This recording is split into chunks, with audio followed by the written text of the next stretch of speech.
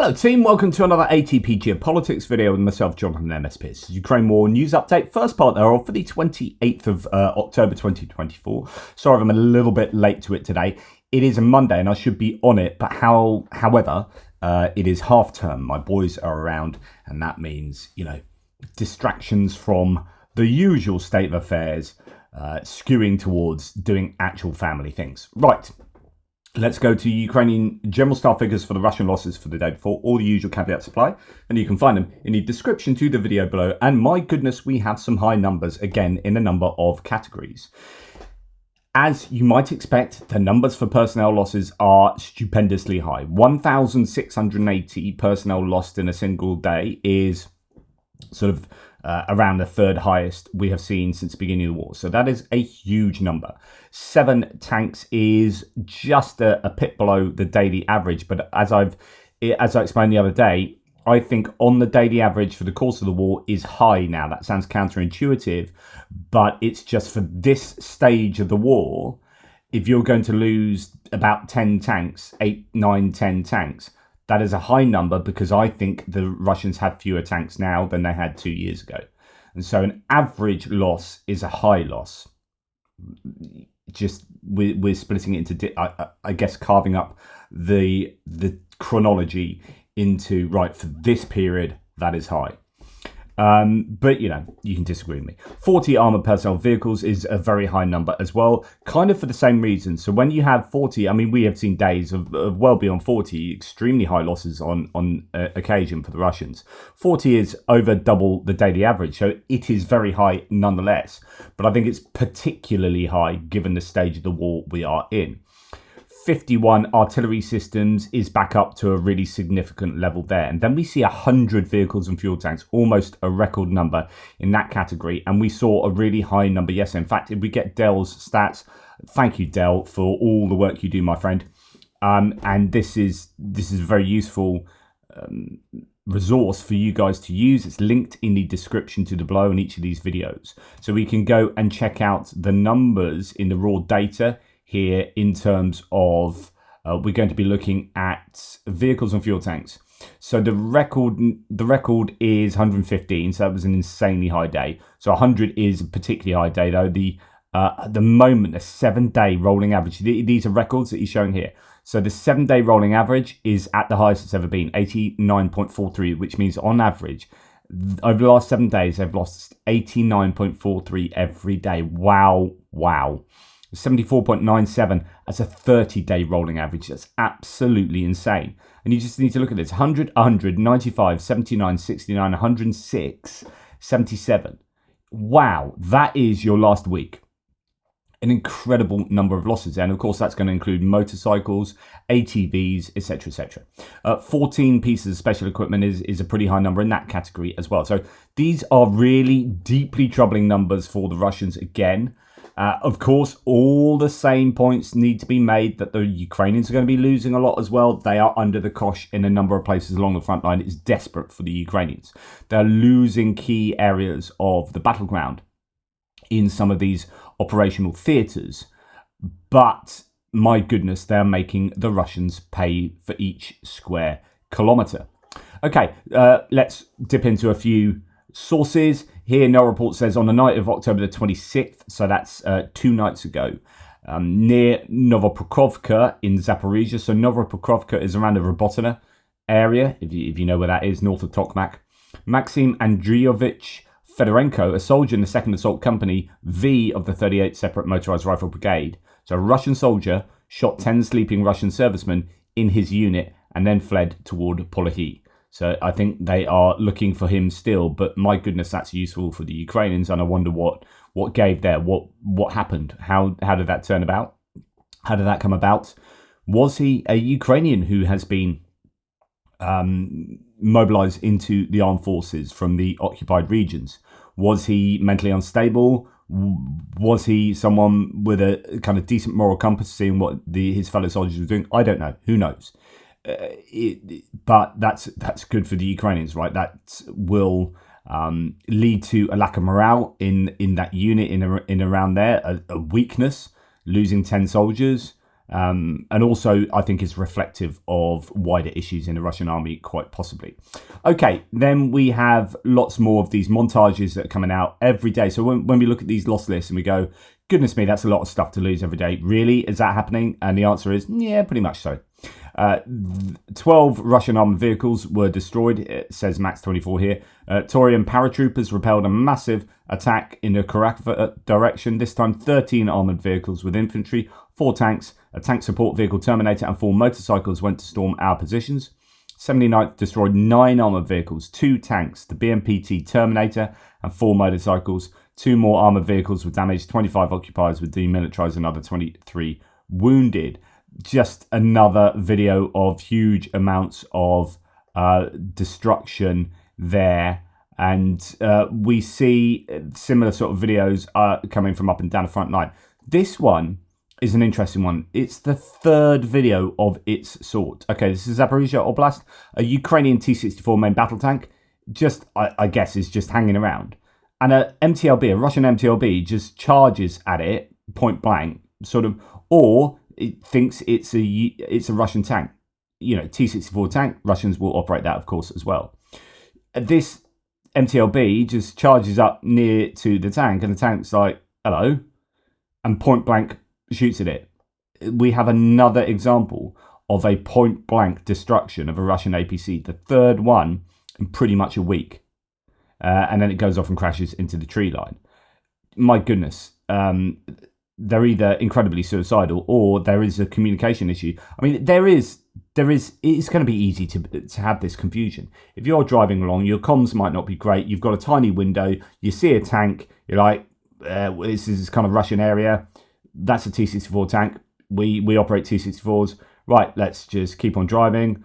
Oh dear, it shot us. Yeah, no, it's Ukrainian. I imagine it probably is, in a fog of war, a pretty easy outcome to come about.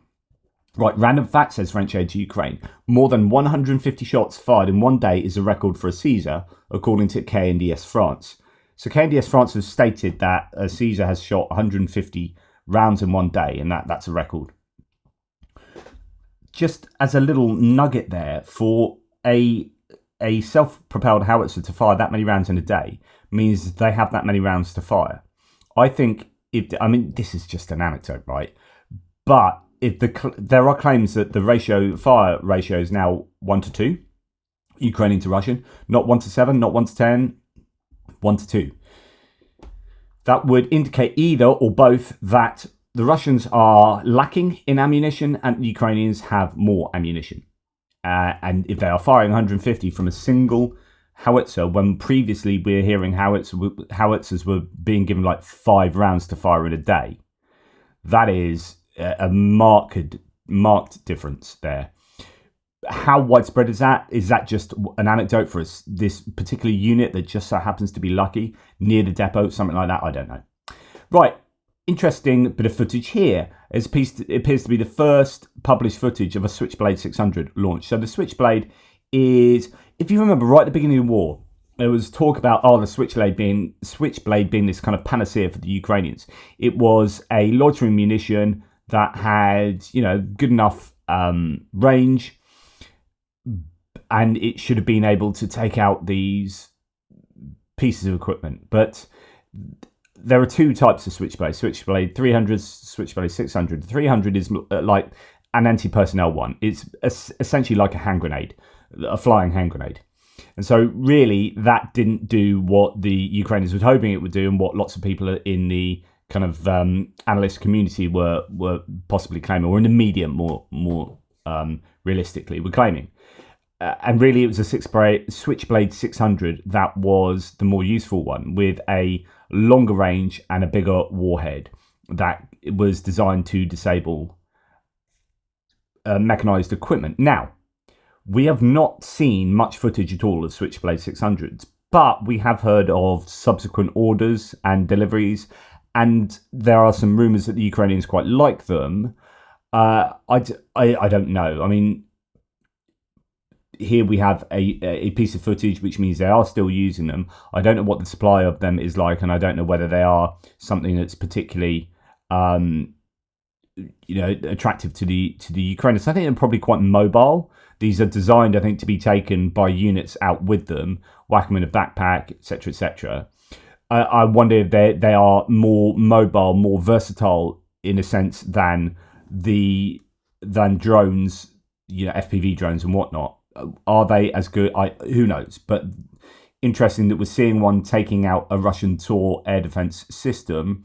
It says destroyed here. I mean, it's been hit in the back and then it cuts off. The people sort of got out and run away. I think that is pretty much disabled. I mean, it's a fairly major hit, but I don't know if there's any further explosion or fire and whether it was irretrievably lost or whatnot. But even some damage like that means you're going to have to take that back to some repair facility and put some serious work into that. So anyway, that's another bit of footage that's, I think, a little bit useful to look at, and yeah, it's just interesting. That's a first bit of footage of the Switchblade being launched there. So sort of a mortar. That's actually the 600. That's a much larger launching tube, so it's probably not quite as mobile as a Switchblade. That's a large one, but actually I don't know how big that is, or how big a human being would be against that, because it makes that look like a much larger system than it really is. It's probably only going to be like that long. That said, maybe a bit longer, but that said, they are fairly mobile, certainly the Switchblade 300. Okay, anyway, here, what's our next one? Right, okay. The Russians are claiming that Ukrainian FPV drones are flying along this highway at a distance of, say, 12 to 15 kilometers from the line of contact. So, I don't know, maybe this is Kursk, maybe somewhere else. They land on the side of the road and are detonated by a magnetic contactless sensor. This is really interesting. What you're starting to see are drones being used in a number of different ways. And this then... I think it shows that drones are taking on the technology of things like mines, just all the ways that you can use a mine. So think of a mine as something that you go and place or you throw out there, and it has different ways of detonating. It can be pressure point, it can be magnetic. So if you drive over it in your big hunk of metal, it's going to blow up. But if you kind of walk over it, not so much. And then you have like tripwires, all sorts of different ways of triggering munitions. Now, a drone can kind of take most of those explosive devices on board and then either become that or drop that way behind the front line. So here it appears that a drone is kind of effectively, it's like a flying mine. And it goes and puts itself down somewhere and then triggers due to a magnetic trigger. So a vehicle drives past and it explodes. And there you have the end of I presume, end of a bukanka. Interesting. So that is what the Ukrainians are doing there with drones, evolution of these, of drone technology and drone functionality. Right, here we have some footage of a T-90S, fully armoured T-90S being captured by the Ukrainians. They're going to like this a lot because the T-90 is the most modern, best tank the Russians operate. This is a T-90S, which is the export version. It's not quite as good as a T-90M. I forget the differences. But they have a lot of these T-90Ss. There are rumours that they actually pulled exports from India, or there's another rumour that India sent a bunch back to be upgraded and the Russians used them. There's an Indian article much earlier on in the war, sort of two years ago now, something like that, where the author was reporting exactly that Russia was so desperate for tanks that they pulled a bunch of, essentially like stole a bunch of tanks that were due to be upgraded and sent back to India. But I don't know how true that ended up being, but it was certainly an article that was out there. Anyway, they look pretty excited to have this T-90 and are driving it around. Obviously, this is a zero-sum game situation where the Russians lose a tank and the Ukrainians gain a tank. Captured vehicles have that double whammy aspect to them. And then Russia on fire. Kolosovsky Market is burning in the center of Voronezh, Russia. The fire covered an area of about 800 square meters. This is a really significant fire. Another big Russian fire. Meanwhile, in Voronezh, the Kolotsovsky market has caught fire in a powerful blaze, seemingly in solidarity with the distillery plants attacked overnight. The fire currently spans 800 square meters. So let's talk about these distillery plants then in Voronezh, just down the road, one presumes. And we'll go on to distant strikes now. So we'll start with what the Russians did in yet another massive wave of drones. 100 drones were fired at Ukraine last night and this morning as Russia continues its heavy assaults with new stocks of drones from somewhere, says Tim White. They are clearly building them themselves, is my speculation. I mean, we know that they're building them themselves, but I think that is underwriting the huge increase in drone usage. 66 were shot down, 24 taken out with electronic warfare, then 4 flew off to Belarus or wherever, and that gives you 94. So 6 are presumed to have hit. That is obviously a 94% success rate in terms of overall interception. That's pretty good, but as I say, yes, they're losing 94 drones a day or equivalent in proportion, but 6 getting through each day, 6 times 30 is 180. There you go, 180 drones hitting each month is going to cause massive damage. So, they overcome the issue of really good interception rates, the Russians, with just firing an absolute ton of these. And that's undoubtedly a challenge. Now, this is the Voronezh region, lots of fire, videos of fire there. It's now clear 2 items have been hit in Voronezh, says Tim White. The Novokopersk facility may have been hit again, so it's already been hit previously, 50 kilometers away. The Aninsky distillery is thought to be the second target struck by Ukrainian drones. Okay, so drone attack into Russia. Overnight, Ukrainian drones struck 2 distilleries in Russia's Voronezh region. According to the Central Intelligence Directorate, Russia repurposes such facilities for rocket fuel production. Russia's defense ministry claims it has intercepted over 20 drones across Belgorod, Bryansk, Voronezh and Kursk regions. We don't know of the success of other drones, but remember, it could all often be the case that there are more strikes and there's more damage than we are immediately aware of. So, yeah, this is a Russian alcohol distillery hit in Voronezh. Anton Gerashchenko adds a little bit of detail that these distilleries they don't only create alcohol but also fuel for military needs and explosives. They're used in the Russian military industry, first and foremost for the aerospace industry, Russian military aviation. I also found an interesting article from Time from 1942 showing how alcohol was used in military production even then. So yeah, this is not them trying to break the spirit of Russia by destroying vodka distilleries.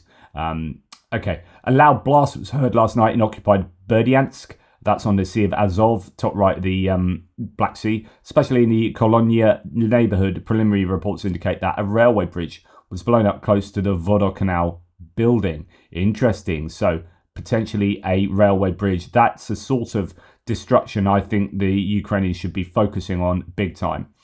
You can easily repair railway. It doesn't take long at all. If you ruin a railway track, that's a couple of days worth of fixing, maybe even a day if you've got the stuff nearby. Take out a bridge, that's far more substantial and will require a lot more thought and effort and time and money. So if you're going to attack any railway infrastructure, take out bridges, junctions, so on and so forth. Now, also last night, there were apparently 30 explosions heard overnight in occupied Crimea. Now, we haven't heard much from Crimea for a long time, really, although there have been. So I said to you the other day, like about a week ago, there was supposedly a radar that was taken out here, Cape Tarkankut, that we didn't really hear about. And then a few days later, it's like, oh yeah, that happened.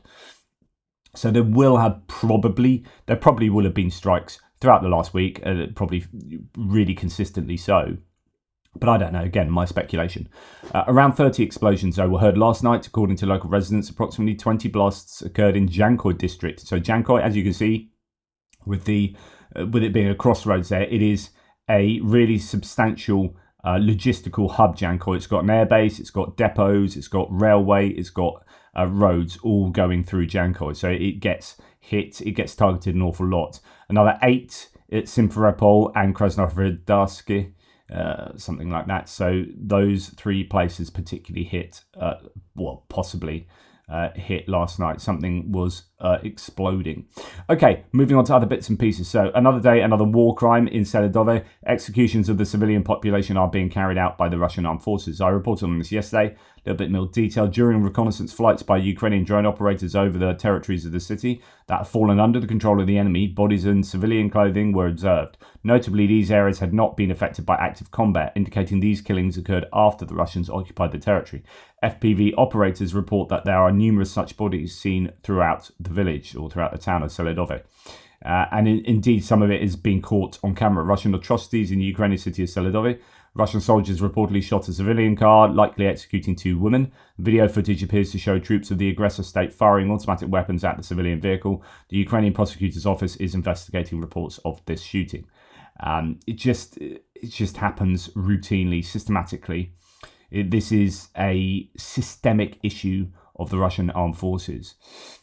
Right, quote, the Ukrainians are finishing the construction of fortifications in the Zaporizhia region, according to the OVA head Fedorov. Zaporizhia region is supposed to have the better fortifications of all of the areas of the front line. The issue is going to be over here in Donetsk, this southeastern corner by Vuhledar. There's a lot of weakness. The Russians are doing well there. They're doing well up here. And there are challenges all over this eastern front line for the Ukrainians. As far as Zaporizhia goes, though, that seems to be fairly well fortified. And as I explained previously when I did a live with, I think it was with Greg, wasn't it? Greg Terry, and I brought up all those video shots of the fortifications being built along Zaporizhia. Zaporizhia is arguably the easiest place to build them, possibly why they are so well built, because it's flat ground with much easier. This is, big dust bowl historically. This is a lot of farmland, just really wide rolling fields. And you can just easily zigzag trench lines down there. There aren't hills and forest and woods and rivers so much to deal with around here. So you can just, the earth is easy to dig, and you can do that relatively simply. And so that's possibly also why they have done such a good job of building the fortifications there. Second line is already 99.9% complete. The third line will be completed conditionally in the coming weeks. Task is to make Zaporizhia region a fortress. And the arguments are, why has that not been done up here? So this is the area where there are lots of complaints. Andrew Perpetua complaining about that yesterday. Why in Vuhledar did they spend all that time holding out there magnificently against the Russians? Just tremendous in holding out in Vuhledar against the 155th and 44th Naval Infantry Brigade and so on and so forth. And yet they did nothing behind there while they were holding out. All that time that they gained from doing that was ill spent, it appears. So, now, North Korean troops are approaching the Russia-Ukraine front lines, though reports suggest they're not Kim Jong-un's elite forces, according to the Wall Street Journal. Intelligence shows many soldiers are young, likely malnourished and inexperienced, and trained for mountainous terrain rather than Ukraine's plains. Estimates indicate around 3,000 North Korean soldiers have arrived in Russia this month, with some seen near Kursk. Former officials suggest Kim may be testing the waters with this deployment, potentially paving the way for more experienced troops if Russia needs reinforcements. I said yesterday, this is a worry. Neither side has any issues with North Korea providing 100,000 soldiers, let alone 3,000, let alone 10,000. There is no difference in problem for either side here. The only problem arises when the West and allies react to it. So if there are more soldiers sent, the West reacts even more intensely. But if that's not going to happen, there's no skin off the North Koreans. There is no issue for Kim Jong-un in sending 100,000 troops, because that's 100,000 people he doesn't have to feed in a place where food is scarce. Right? So it is to his advantage, not only in what he gets back for sending those troops, whether it be power, money, food, energy, etc., whatever it is he gets for sending those, he'll get more if he sends more, so that's good. And then he has to feed fewer people in a centralized command economy.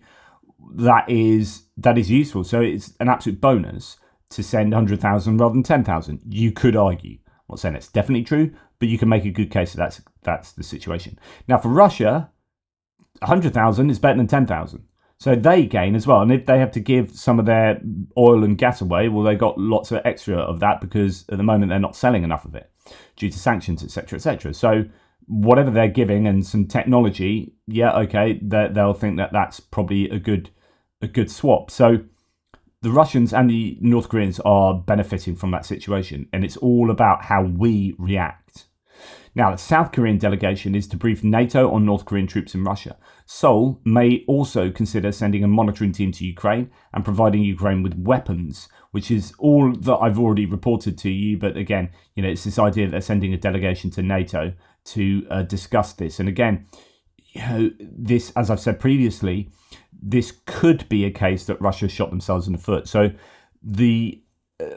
while I think it's not looking good in terms of, I think Russia are really going to gain from North Korean troops being utilised, the cloud to that silver lining, it could well be South Korea's involvement. If they send monitoring teams, if they are getting closer to NATO, it's stuff like that Russia, the whole kind of NATO expansionism, Russia have done more for NATO expansionism than NATO has ever hoped to have done. Incredible. So yeah, they could have shot themselves in the foot a little bit. Ex-North Korean soldiers, reports the Kyiv Independent, reportedly seek Ukraine deployment to influence former comrades. Wow. So a group of North Korean defectors asked to be deployed in Ukraine to help demoralize Pyongyang's troops joining Russia, the South China Morning Post wrote. Goodness me, I don't know how many would be involved in such a thing. I can't think there'd be all that many, to be fair.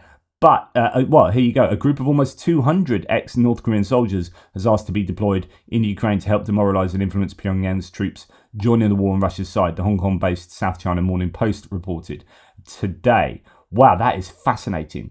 And I'm sure Zelensky would be like, yeah, well, we'll have 200 troops, thank you very much. North Korea against North Korea. Yeah, really interesting. Okay, so I think it's really super challenging for the Ukrainians. I think the Eastern Front line is deeply problematic.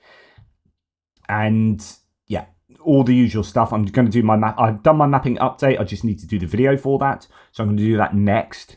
But a bit of a kind of silver lining to that cloud is what Ben Hodges says here, retired General Ben Hodges. Russian elites know they're losing. So the elite Timoshenko says, quote, even in a nightmare, we could not have predicted what the special military operation would lead to. Colonel General V. Baronet says Belousov, so the new defense minister who replaced Shoigu moved sideways, became a kind of advisor. You got the economist guy, Belousov. Quote, Belousov is talentless. Our aviation has collapsed and Ukrainian drones control the skies. So a couple of interesting comments there coming from people within the Russian setup. The idea that our aviation has collapsed is itself very, very interesting. They are losing planes and they do lose helicopters. And with each of those losses, you lose the airframe and potentially the pilots as well. How sustainable are those losses? Okay, and the final thing to talk about is Moscow. It's all gone to shit. Literally. That's not just me swearing for no good reason. This is a sewage fountain explosion, apparently. A fountain from the ground as tall as a multi-story building has erupted in Moscow. It's nothing like seeing Russia in a spot of bother here, or in a spot of poo. There you go. That is one big fountain. I would not like to be showering under that shower of stuff. That's enough for me, guys. Take care. Oh, no, it's not enough for me. You need to hear this. Please help with our ATP Geopolitics NAFO campaign. It is amazingly at over 34,000 euros. We have less than 4,000 euros to go.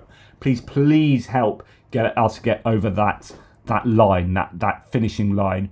And you can check the videos out of the guys that are. Let's get rid of that. So that's not still making fountain noises. Remember, this is the next. We fundraised one. The next one is for the 12th National Guards Unit, their reconnaissance group. We are Air Reconnaissance Unit of 12th Brigade of National Guard of Ukraine. We thank ATP Geopolitics, their subscribers, and our friends from NAFO for collecting first car so fast. And we asking for help with another pickup truck for Air Reconnaissance Unit. We ask ATP Geopolitics, NAFO, and charity fund Help 99 to help us. Glory to Ukraine! Glory to the heroes! We ask ATP Geopolitics. That's us. That was me attempting to do a Ukrainian accent. It's probably quite insulting. NAFO patch available if you are super generous. Thank you. I'm going to do an update video at some point. Hopefully, if I find time today, that might well come out. Just really appreciate all of your support, guys. You are a team of legends. This is the objective truth. Speak soon.